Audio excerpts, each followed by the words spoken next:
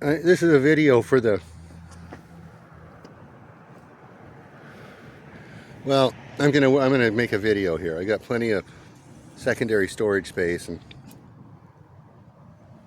it's December 1st, 2024. There's the house I live in. It used to be, it's a mansion. It's a mansion, I'm telling you what, it really is. It's got a big dining hall with chandeliers and stuff. Pretty cool. I pay $437 a month for that room in the middle on the second floor there. It's an 8 by 10. That's my sanctuary, my domain. So I'm out here, yeah, there's a bunch of bikes. It's a lot cleaner than it really was before. And there's the herb garden over there.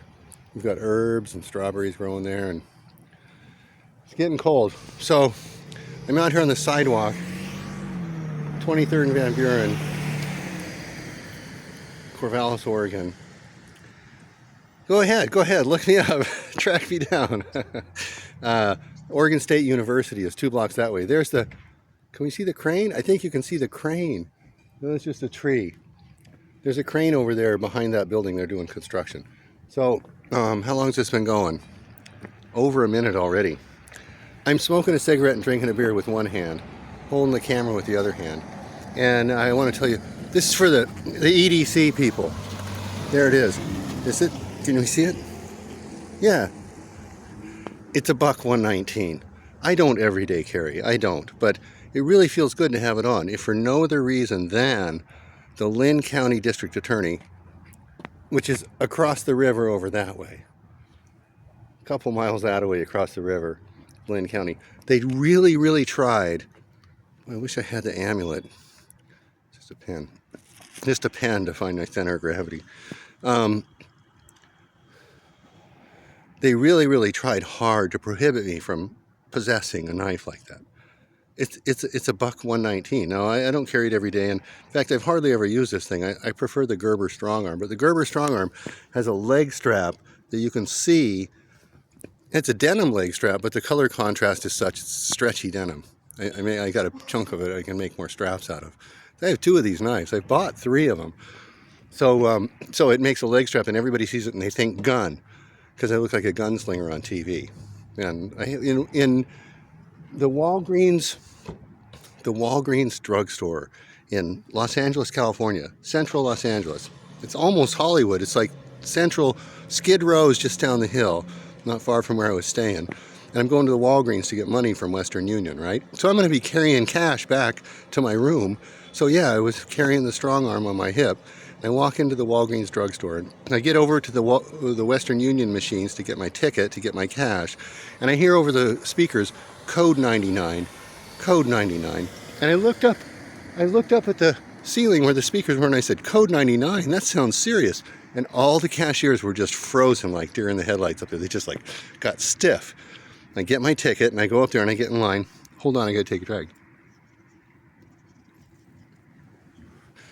It's still going. I'm going to take a drink of this beer too.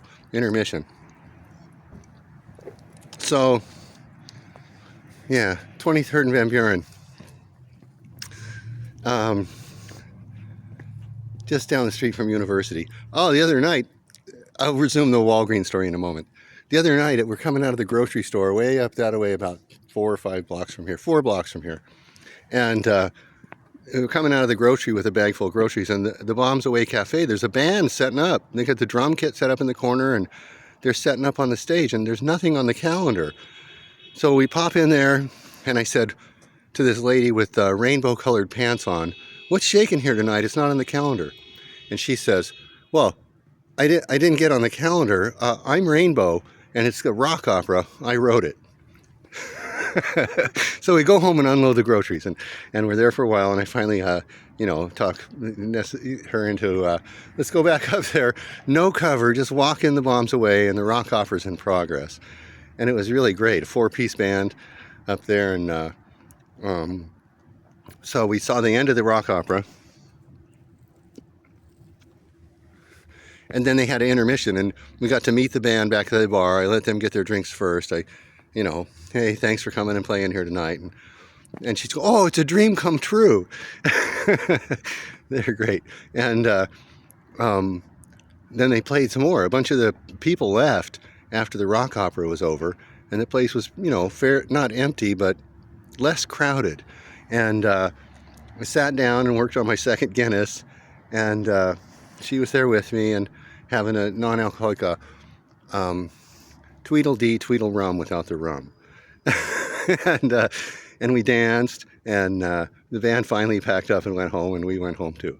So back to the Walgreens story. So yeah, there's the house. It's a ship. See the porthole window by the front door up there? It's a ship bound for the island of Misfit Toys. And I'm in staying at the Continental in downtown Los Angeles. A couple of blocks from Skid Row. You look on the map on Google Maps, you zero in on this part of town, and it says Skid Row on the street. And I'm at the Walgreens. It's the scariest moment I had in central LA. I'd go out at night taking pictures and stuff. And but inside the Walgreens, code 99, I'm standing in line at the check stand to cash my ticket to get my cash and go home. And a security guard walks past me, and he does this.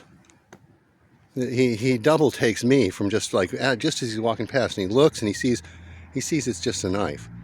So he walks past me, he turns the corner, he picks up his handset, and he says into the walkie-talkie, he says, "Cancel 99, code 10." Something like that. And nonetheless, the cashiers are all frozen like deer in the headlights, and I get up to the cash place, the check stand, the cash registers.